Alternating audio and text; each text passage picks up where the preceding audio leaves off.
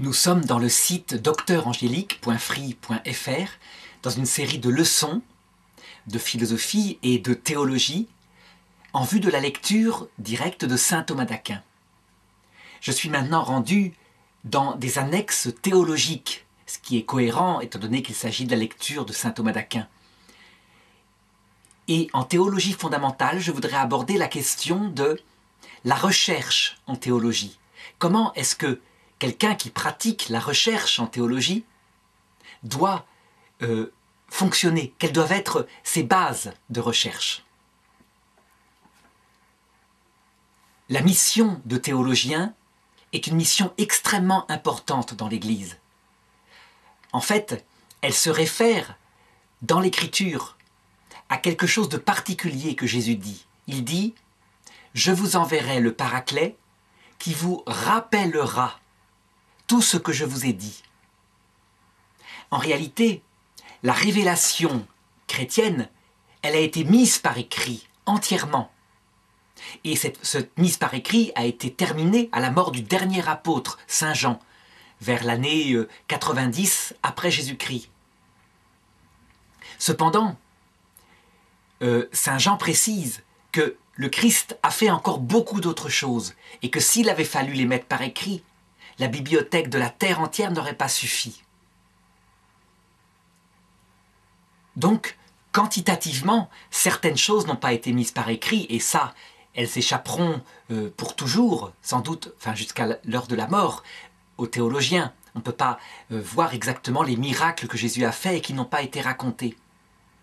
Par contre, dans la révélation écrite et dans la tradition des apôtres, qualitativement, il y a des choses, des compréhensions qui ont été dites par le Christ, parce qu'il a tout dit. Mais on a perdu la conscience.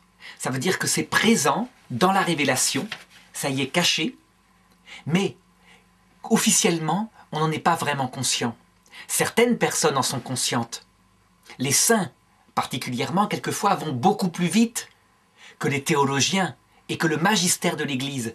Ça veut dire que, si je prends un exemple comme l'Immaculée Conception, on voit très bien que les théologiens, les grands docteurs de l'Église, eh bien, ils la nient tout au long de l'histoire. Je pense à saint Thomas d'Aquin, qui dit que la Vierge Marie a été purifiée très vite, mais qu'elle a d'abord eu le péché originel.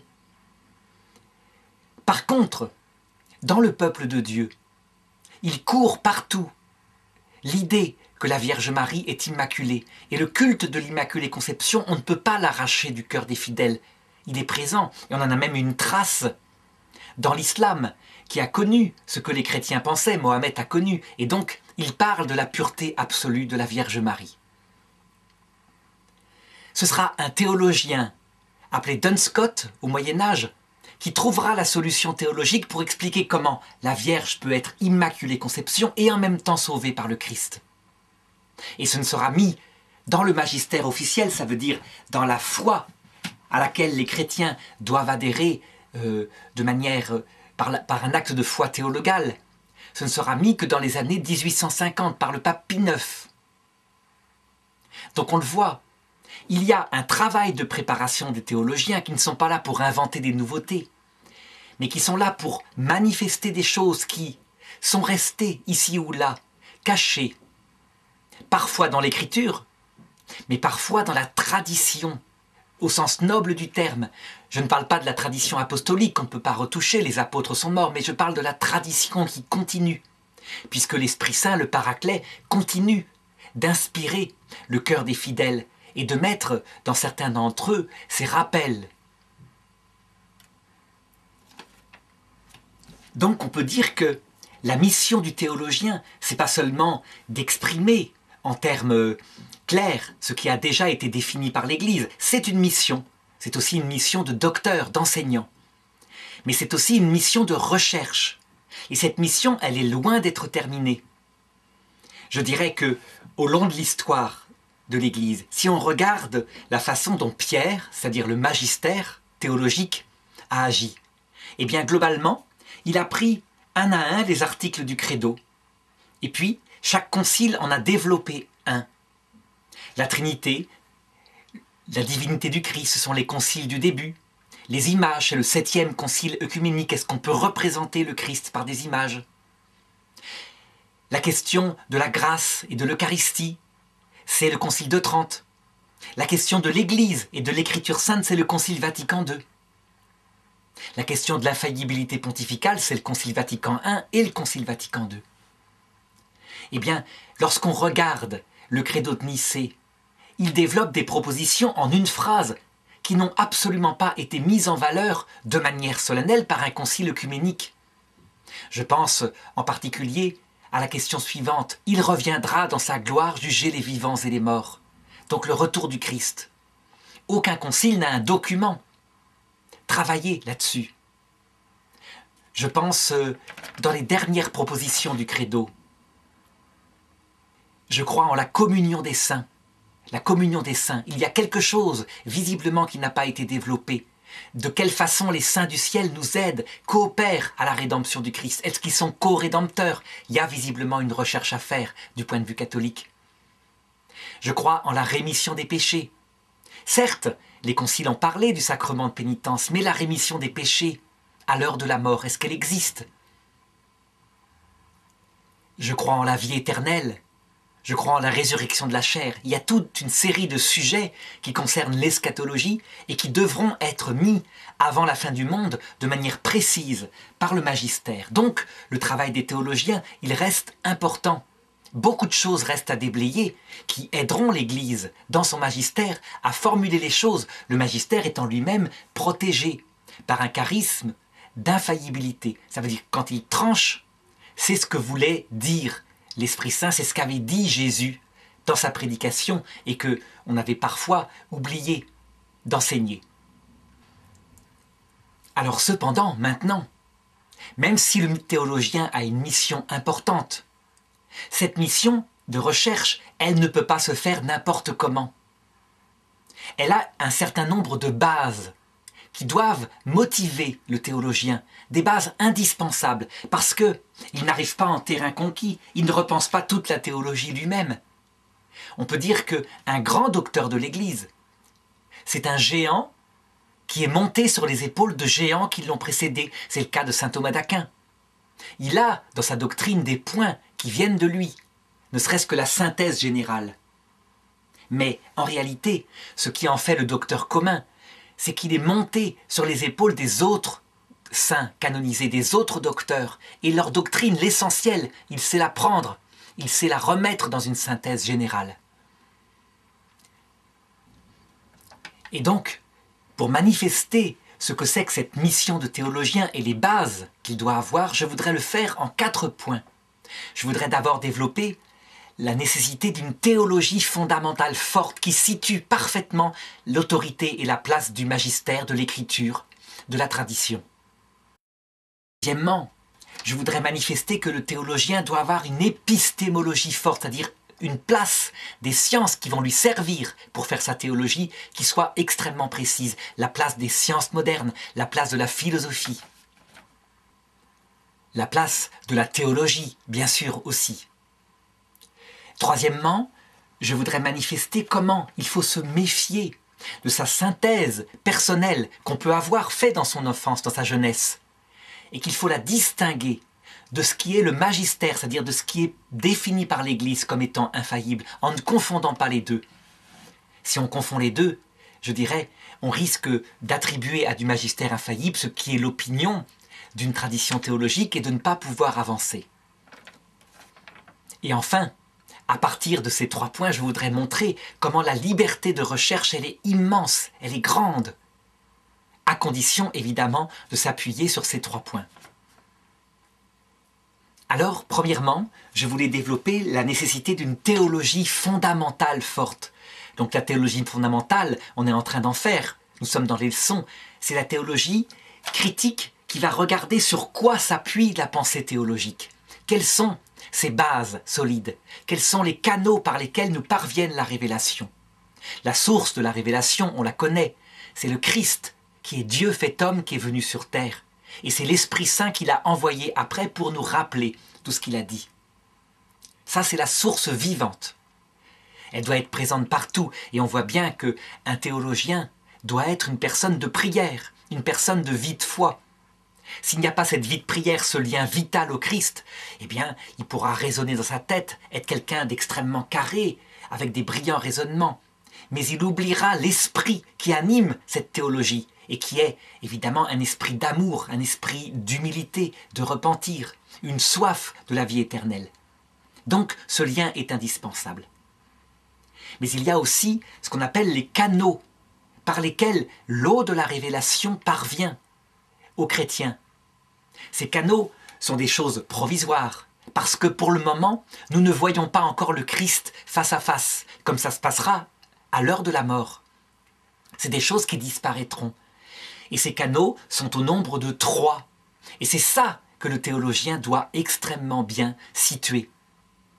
Au point que l'Église, dans un décret du pape Jean-Paul II, qui s'appelle Ad tuendam fidem, il est en forme de motu proprio. Il établit le serment de fidélité que les théologiens doivent prononcer, mais aussi les évêques, avant d'entrer dans leur ministère. C'est un serment très important, que pour ma part, j'ai fait. Et il précise exactement sur quoi doit s'appuyer son travail au théologien. Ce serment de fidélité, curieusement, il n'insiste pas sur le fait qu'on doit lire l'Écriture qui est un des 3 canaux de la révélation. Pourquoi ? Parce que l'Écriture elle-même, eh bien, elle est interprétable de plein de manières possibles. On ne peut pas avoir comme théologien la seule Écriture comme source. C'est l'un des 3 canaux. On sait très bien qu'actuellement, dans les universités catholiques, il y a une tendance à faire que la seule source de la théologie soit l'Écriture sainte. Et je pense que c'est l'une des raisons de la crise de la théologie actuelle. Parce qu'avec l'Écriture sainte, surtout si elle est prise dans son sens littéral, si on s'interdit le sens spirituel qui est caché dedans, eh bien, on est confronté à des tas d'hypothèses, mais on ne peut pas trancher. Le deuxième canal de la révélation, c'est la tradition des saints. Et le serment de fidélité n'en parle pas non plus. Parce que il s'avère que les saints, ils peuvent raconter des choses et parfois l'inverse. Je veux dire que sur des opinions, sur des choses qui n'ont pas été tranchées encore par l'Église, il n'y a pas, je dirais, autre chose que des opinions. Alors, dans les universités catholiques, on s'occupe des saints. On a réintroduit depuis quelques années de la patrologie, par exemple de la patristique, donc l'étude des pères de l'Église, qui sont les premiers théologiens, je dirais, avant les grands conciles et au moment des grands conciles, des premiers grands conciles œcuméniques. Le problème, c'est que la tradition des saints, elle ne se réduit pas à la patrologie. Elle continue jusqu'à Sainte Thérèse de l'Enfant Jésus, jusqu'à Sainte Faustine, morte récemment, jusqu'à ceux qui ont ajouté quelque chose inspiré par l'Esprit Saint. Certains sont docteurs de l'Église, d'autres non. Mais ceux qui ont écrit, ils font partie de la tradition des saints. Eh bien, je dirais que pour le théologien, cette tradition des saints, elle a une véritable place, une autorité, mais qu'il doit situer précisément. Elle n'est pas infaillible. Elle est faillible parce qu'ils peuvent dire des choses qui viennent d'eux-mêmes, parfois du Saint-Esprit. Mais elle est extrêmement utile parce que s'ils se sont approchés de l'Esprit Saint très fort, au point d'avoir été canonisés, que Dieu ait fait des miracles pour mettre en valeur leur vie héroïque, on peut penser que leur théologie ne doit pas être si mauvaise que cela. Mais elle n'est pas infaillible. Il y a des saints qui ont raconté des bêtises, c'est vrai, on ne peut pas le nier, mais ils avaient le droit, avant que le dogme soit proclamé. Une fois que le dogme est proclamé, quelqu'un qui raconterait quelque chose qui serait une bêtise, évidemment, tombe dans l'hérésie. À ce moment-là, il a peu de chances d'être canonisé. Donc le serment de fidélité, il insiste principalement sur le credo et sur ce qu'il appelle le magistère. Le magistère qu'il divise en 2 parties. Le magistère solennel, ça veut dire ce que l'Église, à travers des conciles et des papes, a proclamé solennellement comme devant être cru, parce que ça concerne la doctrine du salut, souvent dans un langage très scientifique. Et d'autre part, le serment, il insiste sur le magistère ordinaire.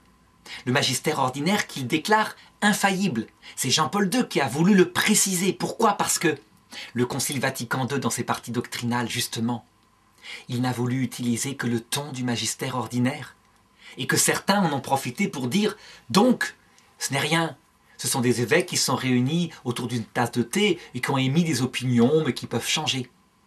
Donc le pape Jean-Paul II a voulu démentir en disant « non, la doctrine de Vatican II, puisque le ton est ordinaire, il n'empêche que c'est de la doctrine infaillible, c'est un concile œcuménique, signé par le pape Paul VI, avec lui un ton extraordinaire où il signe les documents dogmatiques du concile, mais aussi les documents pastoraux. » Donc, je dirais que si le serment de fidélité des théologiens insiste sur le credo, sur le magistère, c'est parce que c'est le canal qui pour lui est le plus, je dirais, le plus précis.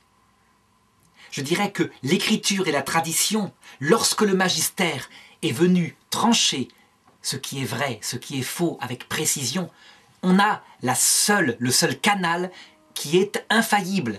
Ça veut dire qui est protégé par un charisme et qui ne peut pas se tromper. Donc ce charisme, il tombe sur un pape, sur un concile qui est composé d'hommes, des hommes qui peuvent faire des bêtises. On sait bien que dans les conciles, il y a des évêques qui sont diplomates, qui vont acheter le vote d'autres évêques. Il y a des papes qui ont été des saints, des papes qui ont été des fiefés voleurs. Ça n'a aucune importance. C'est un charisme. Ça tombe sur des hommes pécheurs. Et Jésus prévient. Certains seront à gauche de lui, dans le royaume des cieux. Et ils diront, « Mais nous avons chassé des démons en ton nom. » Et il leur répondra, « Je ne vous connais pas, vous qui faites le mal. » Le charisme est autre chose que la sainteté. Je dirais, c'est une donnée objective. L'Esprit Saint a promis que dans certains cas, il y avait une protection. Alors évidemment, pour le théologien, si on se passe de ce troisième canal par où nous arrive la révélation, directement branchée sur l'Esprit Saint, c'est une véritable catastrophe. Et donc voilà pourquoi l'Église insiste tellement sur le fait qu'un théologien qui travaille doit se servir du magistère. À cet égard, il faut le reconnaître, en cette année 2012 où je fais cette vidéo, il faut reconnaître que la recherche dans les universités catholiques, sauf les universités romaines, elle relativise, elle méprise parfois le magistère.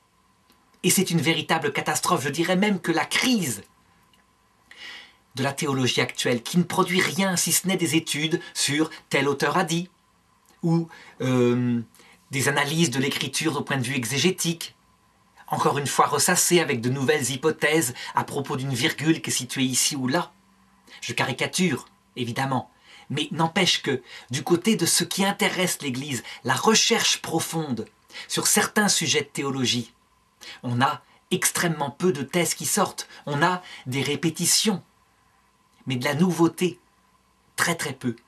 Et ça c'est embêtant, parce que le théologien a véritablement un rôle de recherche. Mais il ne peut pas le faire s'il ne s'appuie pas sur des bases infaillibles. Et après, il se sert des autres sources, des autres canaux. Alors, maintenant, attention. Il doit bien être précisé que le théologien, quand il se sert du magistère, il doit avoir une vision du magistère qui est précise. Il ne doit pas faire dire au magistère autre chose que ce qu'il dit, mais ça je l'aborderai tout à l'heure. Ce qui est essentiel ici, c'est que lorsqu'un théologien se sert des trois canaux, écriture, tradition, magistère, qu'il les situe à leur juste place en leur donnant la juste autorité qu'ils ont, alors il est comme monté sur un roc. On peut dire, sur ce roc je bâtirai mon Église, le roc de la connaissance telle qu'elle est actuellement lors de sa recherche. Et monté sur ce roc, il peut véritablement s'envoler dans la recherche en toute liberté parce que son fondement est solide. Il ne peut pas partir n'importe où. S'il se passe d'un de ces trois canaux, eh bien, on peut dire que quelquefois, il fait de la recherche sur des choses qui ont été réglées depuis quelquefois des centaines d'années. Et donc, il n'avance pas dans la recherche. Alors, le deuxième point que je voudrais soulever en ce qui concerne la mission du théologien, ce sur quoi il doit s'appuyer, je disais, une épistémologie rigoureuse, la place de la science de la philosophie, de la théologie. C'est un point qui est aussi essentiel, particulièrement dans l'Église catholique. L'Église catholique, elle ne fonctionne pas dans la recherche théologique comme les églises évangéliques. Les églises évangéliques, la place de la science, la place de la philo, elle est méprisée. Ça veut dire que pour les églises évangéliques, la Bible, elle dit tout. Elle est un petit peu pour eux comme le Coran pour certains musulmans, à savoir qu'elle est un livre de science, de physique, de biologie, de physique nucléaire. Et donc, tout ce que raconte la science et qui sort des interprétations théologiques de ce que appellent ces personnes-là de la théologie, eh bien, on le met de côté. C'est que la science a tort. Alors on voit actuellement les catastrophes, évidemment, dans l'ordre de la pensée auxquelles aboutissent ces églises évangéliques et aussi les musulmans sunnites actuellement. La négation, par exemple, de tout phénomène d'évolution. L'affirmation que le monde a 7500 ans, que les dinosaures ont vécu en même temps que les hommes et que les couches géologiques sont dues, comment dire, à un déluge général. Eh bien, cette affirmation-là, quand les membres de ces religions feront de la science, arriveront à une formation culturelle élevée, eh bien, on peut dire que c'est le fondement de leur foi qui s'écroulera. Ils diront « on m'avait enseigné quelque chose qui est complètement aberrant ». Personne ne peut nier l'ancienneté du monde. Il y a trop de voix différentes et concordantes qui montrent que le monde a plusieurs milliards d'années. L'erreur que font ces théologiens évangéliques, et on en trouve malheureusement parfois quelques-uns chez les catholiques, mais rares, grâce au magistère de l'Église qui remet les choses en place, c'est qu'ils croient sincèrement que la Bible est un livre de science, alors que, en réalité, la Bible, elle est infaillible pour ce qui la concerne, ce que Dieu a voulu y mettre, à travers les mots d'auteurs humains qui ont vraiment écrit. Elle est infaillible pour exprimer la doctrine du salut. Donc pour répondre aux trois questions, d'où est-ce que je viens, qui est-ce que je suis profondément, où est-ce que je vais après la mort. Et pour ce faire, eh bien l'Esprit Saint, il a parlé à travers des auteurs humains qui ont écrit avec leurs mots en fonction de leur mentalité. Donc on trouve des textes qui visiblement sont de l'âge de bronze, d'autres de l'âge de fer. L'Église catholique, elle demande à ses théologiens de ne pas procéder comme cela. Elle a canonisé, véritablement, insisté sans arrêt. Elle l'a nommé docteur commun.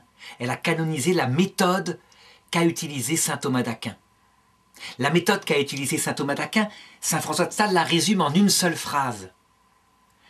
La science et la foi doivent marcher ensemble comme deux affectionnés. La phrase exacte, c'est « la raison et la foi doivent marcher ensemble comme deux affectionnés ». Ça veut dire qu'il y a un domaine dont la théologie s'occupe, c'est la doctrine du salut. C'est son rôle. Et il y a un domaine qu'elle utilise, qui lui vient d'ailleurs. Tout le domaine des sciences, tout le domaine de la philosophie, qui est observé à travers l'expérience, l'expérimentation, des méthodes naturelles de l'intelligence, eh bien, ce n'est pas la théologie qui s'en occupe. Mais elle va chercher ces matières qui lui sont indispensables, ne serait-ce que pour exprimer le domaine surnaturel, elle a besoin des analogies prises dans ce qu'on constate par l'expérience. Elle va le chercher en philosophie, en science. On raconte que saint Thomas d'Aquin avait dit cette phrase-là, qu'on n'a pas vraiment retrouvée dans ses écrits, mais c'est sans doute vrai. Si je veux demander ce qui se passe après la mort, j'irai consulter le pape. Mais si je veux demander comment fonctionne un arbre, comment est-ce qu'il grandit, j'irai consulter le philosophe. Eh bien, c'est tout à fait vrai. Donc, chez les catholiques, lorsqu'une science, lorsqu'une philosophie a apporté son contenu de manière critique, assez vraie, qu'elle est assez sûre de son contenu, eh bien, le théologien, il va dire « je me sers de la science qui dit ceci dans l'état actuel de sa recherche ». Et il va évidemment avoir un esprit critique. Il ne s'agit pas de tout croire. On sait que les scientifiques eux-mêmes, ils peuvent être atteints de choses qui ne sont pas scientifiques. Par exemple, prenons la question de l'origine du corps de l'homme. Est-ce que ça concerne le théologien? Le pape Jean-Paul II répondra non. L'origine du corps, c'est à la science de chercher. Ce qui intéresse le théologien, c'est l'origine de l'âme immortelle. Est-ce que le corps procède par évolution ou est-ce qu'il procède, comme l'a dit la Bible matériellement, en prenant de la terre et en soufflant dessus, en façonnant la vie de cette façon-là directement? C'est à la science de se provoquer. Ce qui est certain et ce qui concerne la doctrine du salut, c'est que l'âme spirituelle est créée directement par Dieu. Et donc le théologien, qu'est-ce qu'il va le faire? Eh bien, il va faire comme Jean-Paul II dans son discours à l'Académie des sciences. Il va observer là où en sont rendus les scientifiques par rapport à l'origine du corps de l'homme, et il va dire, bien évidemment, la théorie de l'évolution pour l'origine du corps de l'homme, elle est plus qu'une hypothèse. Ça a l'air d'être vrai, on voit bien. On a un corps de primate, on ne peut pas le nier, il y a un ADN commun. Il y a des pieds qui sont des anciennes mains. Il y a l'organe dans le cerveau qui pourrait les transformer en mains si on n'avait pas de bras, etc. Donc l'évolution est plus qu'une hypothèse. Cependant, ça n'empêche pas aux théologiens de rester critiques et de ne pas forcément croire en tout dans la théorie darwinienne. Darwin, il explique l'apparition de l'œil comme cela, mais lui-même, il est très prudent. Il dit « Oui, ça pose de gros problèmes. Je généralise, je constate des petites évolutions.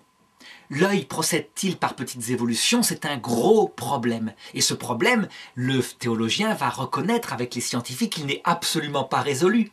Donc, il a une science réaliste, il n'est pas naïf. » Saint Thomas d'Aquin, face à Aristote, a fait pareil. Il y a certaines choses bizarres qu'il a mis de côté. Aristote croyait en l'éternité du monde. Saint Thomas d'Aquin a dit non, le monde est créé. Bon, il l'a fait au nom de sa foi, il faut l'admettre. Maintenant, les théologiens peuvent être aussi eux-mêmes philosophes et scientifiques.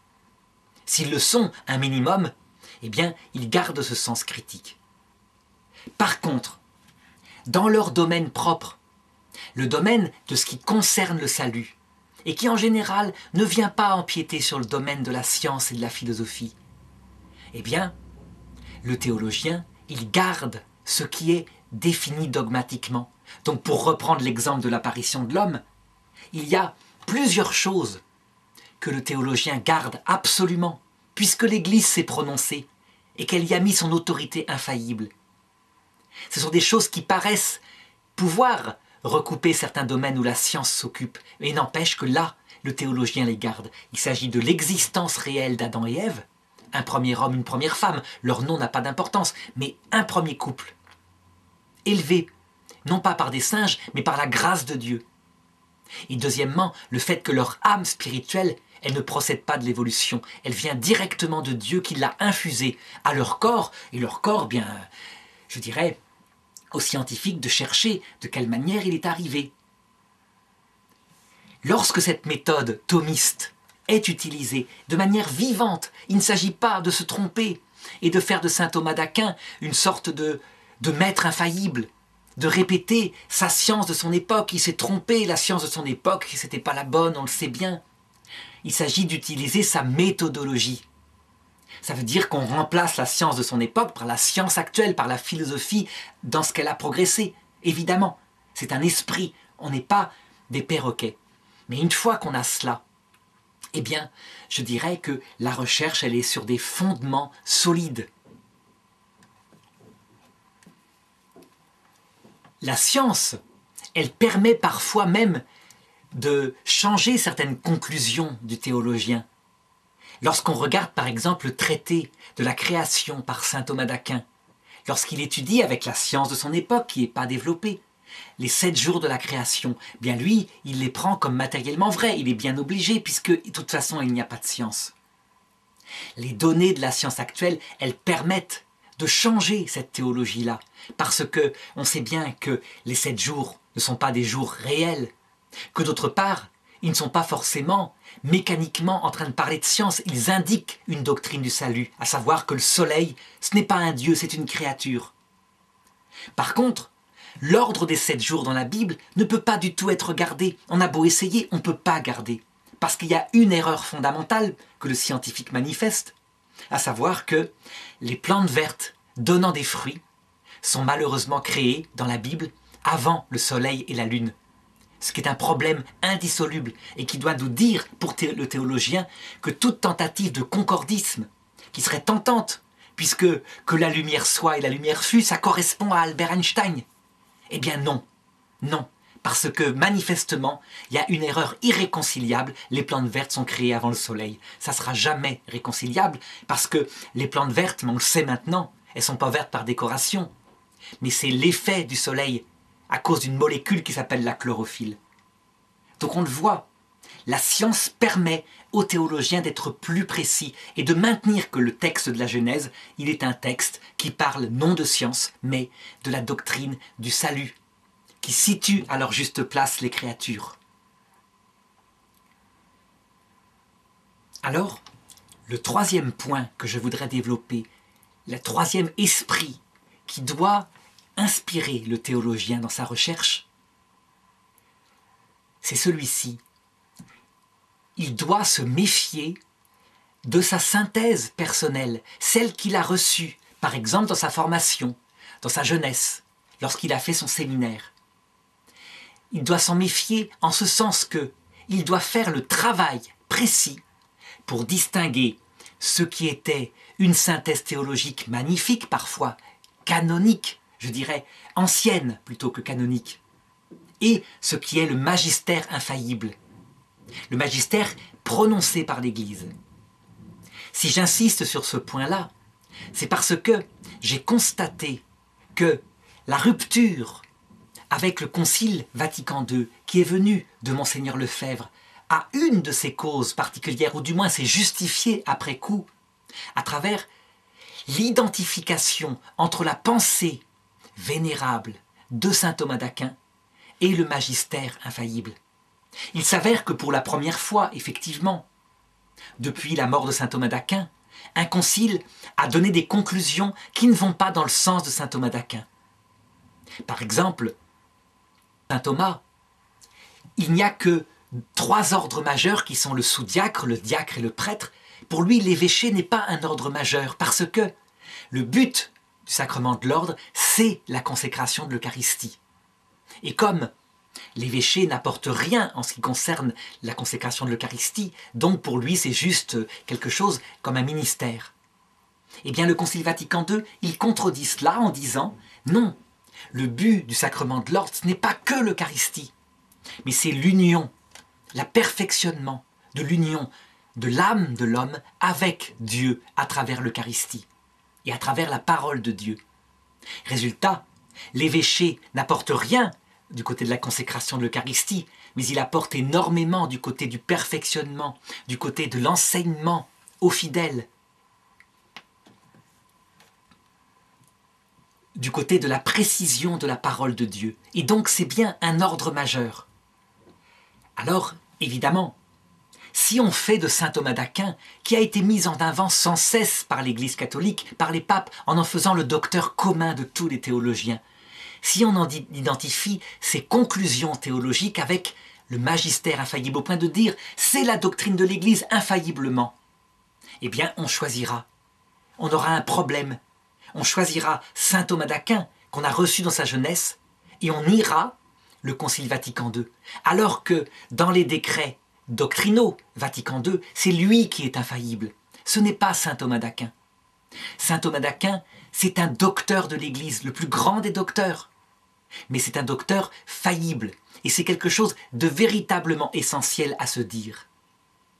Ça, je le dis par rapport à tout ce qu'on a pu avoir comme synthèse. Des synthèses théologiques, ce sont les théologiens qui les font. Ils essayent de les faire avec la totalité des dogmes. C'est ce qu'a fait saint Thomas d'Aquin. Le problème, c'est qu'il lui manquait certains dogmes qui ont été définis après. Et en particulier, je pense à Gaudium et Spes 22.5, qui est, pour moi, un dogme sans doute même solennel, tant le ton est insistant de la part des pères du Concile Vatican II. Peut-être qu'ils n'ont pas voulu y mettre un dogme solennel, mais peu importe, ils sont plus là pour le dire. Le théologien, lui, il a le texte qui dit « Nous devons tenir que Dieu proposera son salut à tout homme ». Ce qui veut dire que la doctrine de saint Thomas d'Aquin, qui vient de saint Augustin, sur l'existence de limbe éternelle, où des enfants ne recevraient jamais la proposition du salut, elle est fausse, on peut l'évacuer. Ce n'est pas saint Thomas d'Aquin, ce n'est pas saint Augustin, ce n'est pas la scolastique, même si elle a plus de 1000 ans, qui a raison. C'est le magistère infaillible de l'Église. Ça demande parfois un acte de foi. En ce qui me concerne, dans ma jeunesse, j'ai reçu une formation thomiste, très très solide, à travers les enseignements du père Marie-Dominique Philippe en philo, et à travers la lecture de saint Thomas d'Aquin. Cependant, la grande chance que j'ai eue, c'est que le père Marie-Dominique Philippe était un grand vivant intellectuel. Ça veut dire que il ne se contentait pas de répéter Aristote, d'être un génial vulgarisateur d'Aristote. Non, il mettait l'esprit d'Aristote en philosophie de manière vivante, actuelle, en mettant tous les progrès de la philosophie actuelle. Et donc cet esprit qu'il nous donnait en philosophie, forcément, on était contraint de l'avoir aussi en théologie. Et donc de ne pas se faire des répétiteurs de cette géniale théologie qui est celle de saint Thomas d'Aquin. Alors je vais donner un exemple du travail qu'il faut faire. Saint Thomas d'Aquin, il enseigne dans ses écrits que dans l'enfer, il y a véritablement une justice de Dieu qui punit volontairement en ajoutant des peines le damné. Et il décrit que c'est un feu spirituel, mais que c'est aussi un feu matériel, qui arrive même à toucher l'âme en l'emprisonnant avant la résurrection des corps. Cette doctrine de saint Thomas d'Aquin sur une sorte de vengeance de Dieu qui punit le pervers, elle est cohérente avec toute sa synthèse. Parce que, pour lui, à l'heure de la mort, qui est l'arrêt cardiaque, ou plutôt, pour être plus précis chez lui, c'est la séparation de l'âme et du corps, mais qui se passe en un instant où il ne se passe rien.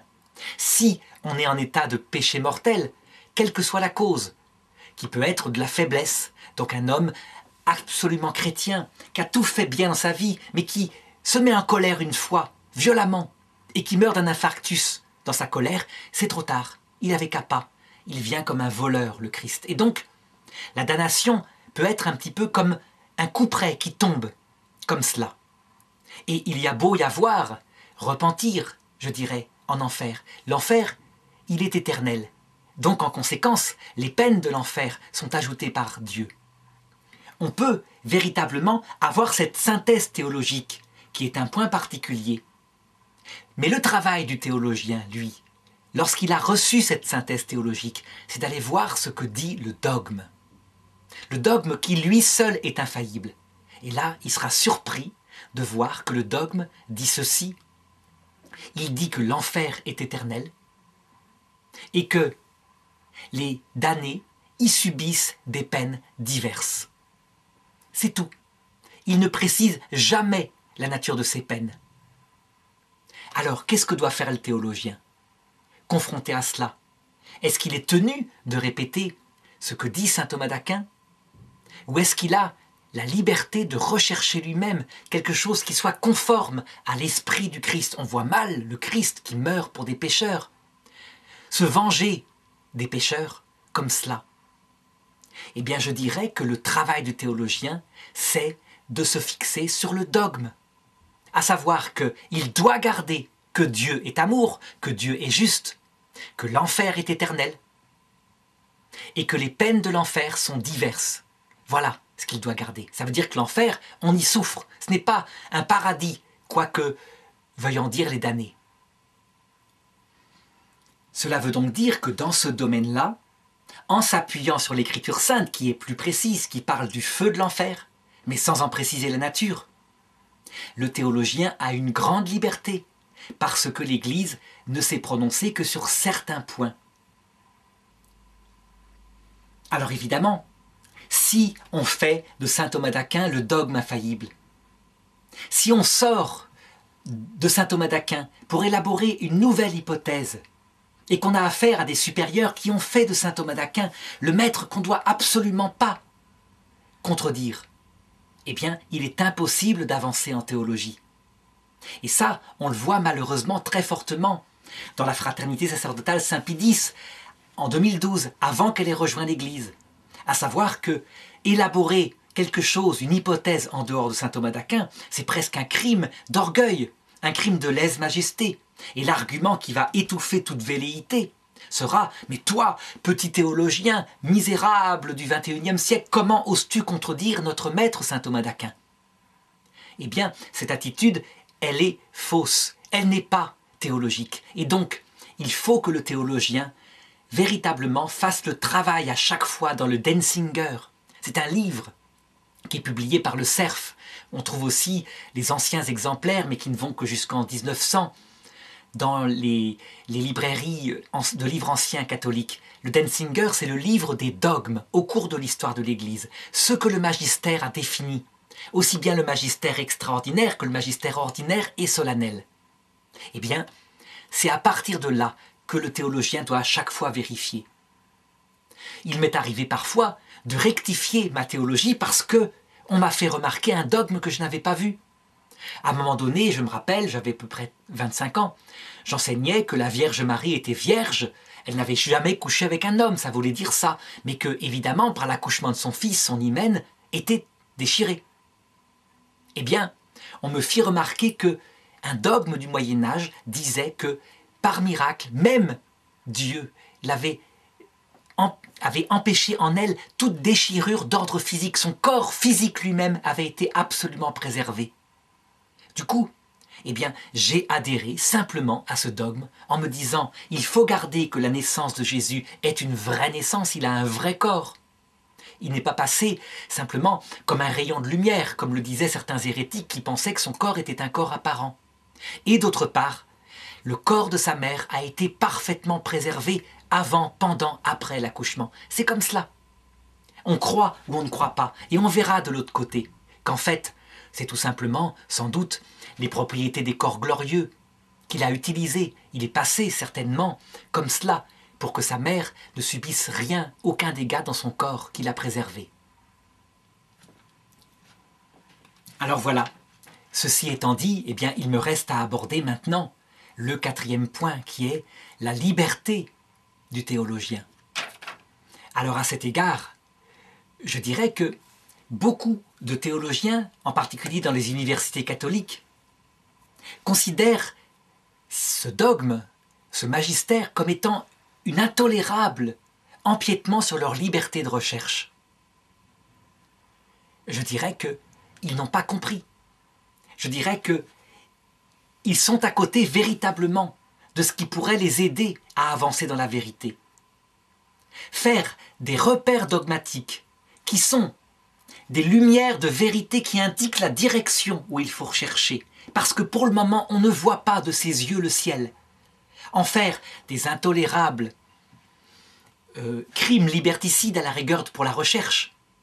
C'est comme si un physicien disait « Cette expérience nouvelle qui montre que l'univers, dans son expansion, s'accélère, est une intolérable destruction de ma liberté de recherche, je refuse d'adhérer à cette donnée de l'expérience. » Parce que pour le théologien, le dogme, c'est équivalent, pour le scientifique, pour le philosophe, à la donnée de l'expérience. Il n'a pas moyen d'aller lui-même au ciel, donc il y a des repères, des lampes qui sont données ici et là. C'est un petit peu comme ces dessins d'enfants, où des petits points sont marqués sur des feuilles avec des numéros, et lui doit relier les points. Et à la fin, lorsqu'il a suivi bien les petits points, il n'est pas libre, il suit les numéros. Eh bien, arrive le dessin qui apparaît sur sa feuille. Imaginons un enfant qui dirait « Le fait qu'il faut que je suive ces numéros est une intolérable destruction de ma liberté créatrice. » Eh bien, il ne trouvera jamais la vérité du dessin qui a été caché dans la feuille. Je dirais qu'au contraire, si le théologien accepte humblement de se soumettre à la réalité, comme le ferait un scientifique par rapport à la réalité expérimentale, s'il se soumet à la réalité de la révélation des trois canaux qui viennent de l'Esprit Saint, avec le magistère au sommet qui lui donne des repères infaillibles, il peut véritablement faire ce qu'il veut dans sa recherche. Il a la science, il a les données de la théologie et il trouvera la vérité. Je dirais que pour ma part, comme chercheur aussi en théologie, à mon niveau, eh bien j'ai fait ce pari-là. Et alors, quelle fantastique trouvaille! Parce que je dirais qu'on arrive, en ajoutant ce que Vatican II a défini, à toute la durée des dogmes au cours de l'Église, en y mettant l'autorité des docteurs, dont saint Thomas d'Aquin, dans certaines de ses conclusions, sachant que les docteurs sont multiples, qu'ils se contredisent parfois, mais qu'on y met leur autorité comme étant faillible pour illustrer.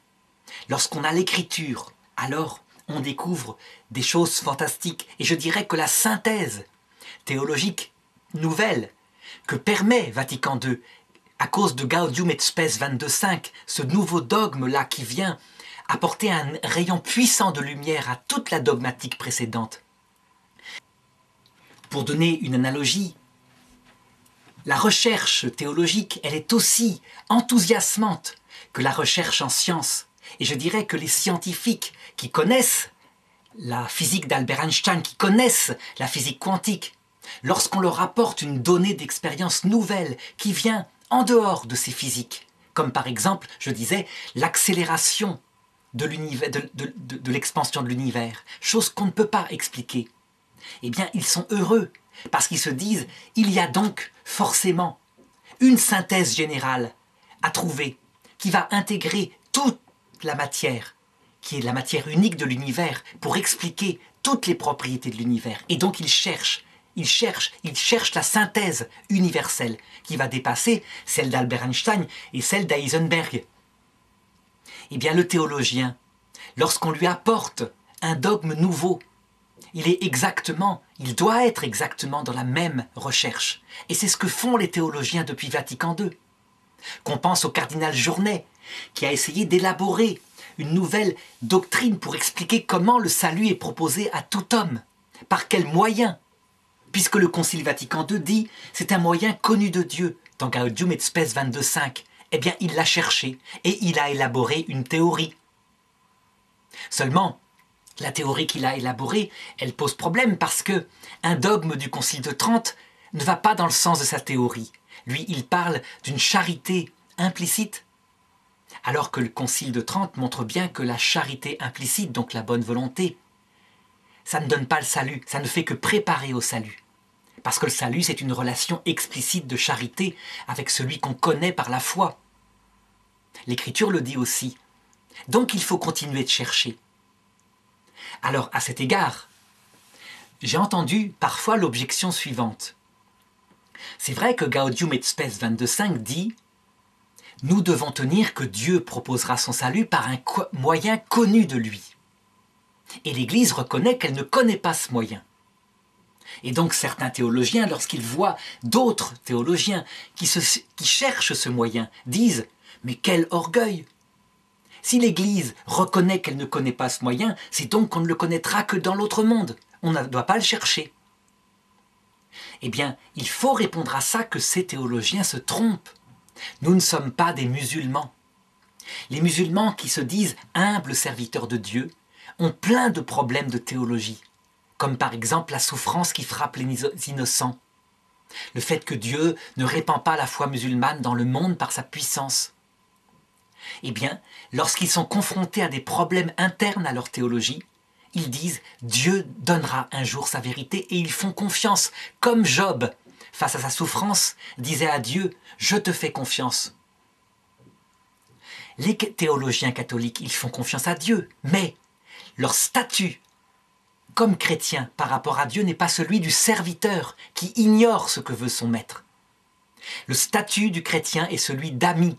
Et comme dit Jésus, l'ami sait ce que le maître enseigne. Et le maître, l'ami, Jésus, Dieu fait homme, il promet que par l'Esprit Saint, il conduira son Église à la vérité tout entière.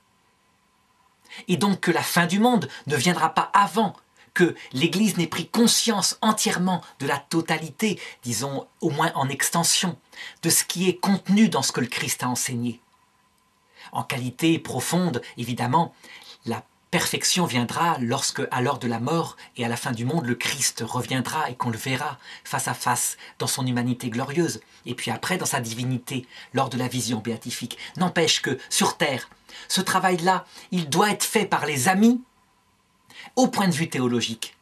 Et donc, si le Concile Vatican II dit « c'est un moyen connu de Dieu », ça veut donc dire « cherchez-le et trouvez-le » et le dogme suivant, dans le concile suivant, sera d'indiquer ce moyen. Et les théologiens doivent tout de suite avoir cet esprit en tête. Ils doivent le trouver. Évidemment, s'ils font le pari des 3 points que j'ai indiqués avant, donc on se fonde sur les 3 canaux de la révélation qui eux-mêmes sont branchés sur la source vive de la fréquentation de Dieu par la prière. Si on se sert de toutes les données de la science, de la philosophie, jusque dans ses plus grands progrès, à condition qu'elles parlent du réel, évidemment, qu'elles ne soient pas idéologiques. Si on sait remettre en cause la synthèse théologique de sa jeunesse, si on sait mettre saint Thomas d'Aquin comme une synthèse géniale, mais d'un certain temps, faillible, et qu'on sait placer le dogme à sa juste place, infaillible, alors je dirais qu'on a toutes les armes pour trouver. Et donc il faut se mettre en chasse de ce moyen. Le pape Benoît XVI, lui, il a cet esprit théologique. On en voit la preuve dans son encyclique Spe Salvi numéro 47, où, comme si de rien n'était, entre plusieurs phrases, dans un paragraphe à peine visible, eh bien, il cite, sans doute, le moyen par lequel Dieu proposera son salut à tout homme. À savoir que, entre l'arrêt du cœur, le jugement dernier, individuel, dans le passage de la mort, il le redira dans d'autres endroits, il parlera explicitement du passage de la mort. Eh bien, l'apparition du Christ glorieuse vient chercher tous les ouvriers pour leur proposer de travailler à la vigne. Je dirais que ce moyen tout simple, qui est le fait que la mort est un passage, qu'il s'y passe des choses, que ça correspond à ce que racontent les gens qui ont approché la mort d'ailleurs. Ils y voient un être de lumière qui ressemble au Christ par son amour, sa vérité. Eh bien, ceux qui n'ont pas reçu cette prédication en cette vie la reçoivent à la 11e heure de cette vie. Et évidemment, comme le dit la parabole, il ne faudrait pas que ceux qui ont travaillé, comme nous qui sommes chrétiens, tout au long de la vie, en voyant nos frères qui n'auront travaillé que 10 minutes face au Christ, à la vigne, à l'heure de la mort, qu'ils recevront la même récompense que nous, la vision béatifique, nous en soyons jaloux. Et je pense que certains en seront jaloux, que cette parabole, elle annonce une vérité. Mais il ne faut pas que nous en soyons. Il faut que nous réjouissions parce que notre maître est un bon maître. Et que nous avons tendance à être pas très bons.